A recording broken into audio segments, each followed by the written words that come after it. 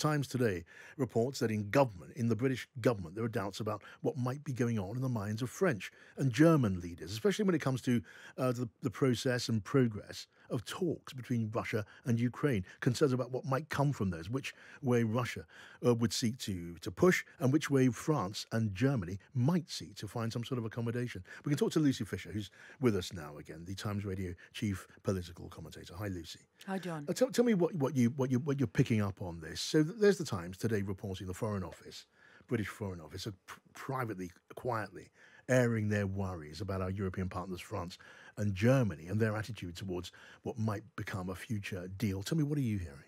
Well, I've certainly heard concerns at the senior echelons of government about France, and I think that stems from President Macron having long-term aims to achieve rapprochement with Russia, claiming that as a win as he seeks to position himself as a sort of key European figure.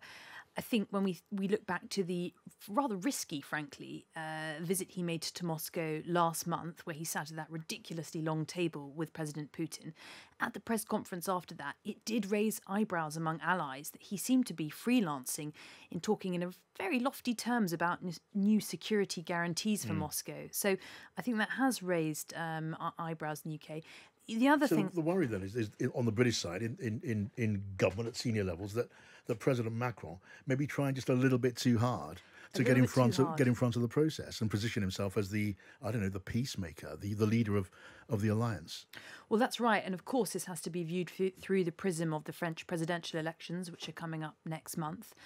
I think on Germany, actually, I've heard quite a lot of people in Whitehall being impressed with Germany upping its defence budget to 100 billion euros. That's really significant, ditching decades of foreign policy and disarmament.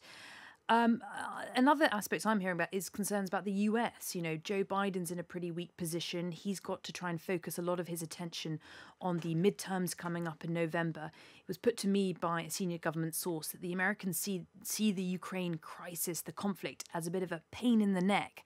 They'd rather see this go. So again, there are some concerns in London that America could be the country that tries to give Moscow something of an easier off-ramp to try and conclude this. That is very interesting because, look, for very understandable reasons, Boris Johnson wants to be seen shoulder to shoulder with the American president. Now of all times. Actually, there's never been a time when a British Prime Minister did not want to be seen shoulder to shoulder with the American president, but now at all times, especially since that relationship has been pretty rocky in the not-so-distant past. But you're telling me there's a view high up in government now about, to put it very, very bluntly, Joe Biden may go a bit soft.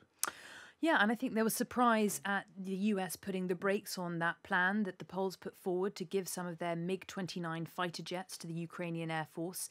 Important that those are the kind of planes that the Ukrainian pilots know how to fly already and indeed already have in their Air Force.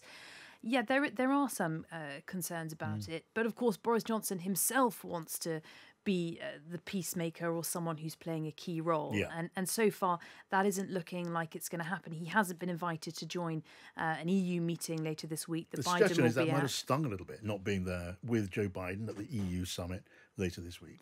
Well, I'm sure it has stung. And it may be that his comments at the Tory party spring concert, making that ill-advised analogy between Brits voting for Brexit and Ukrainians defending their freedom might have played into that decision. Immediately followed by ministers saying he'd made no such comparison. And then we're told the Prime Minister regrets making exactly that. Well, quite. Comparison. We are used to that, are we not?